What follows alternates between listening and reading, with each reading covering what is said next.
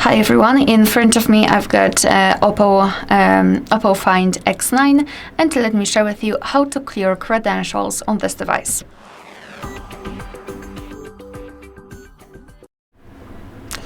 So let's start with opening the settings, and here we have to scroll and find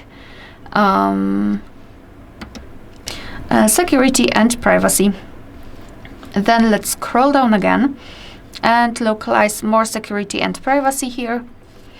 Then scroll down again and localize credential storage. As you can see, it's quite hidden in this device.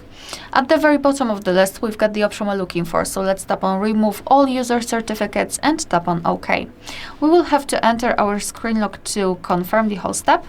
And as you can see, not only we've got this information, but also this option is inactive, which means that we just successfully removed all saved certificates. Alright, so that will be all. Thank you so much for watching. Please hit the subscribe button and leave the thumbs up.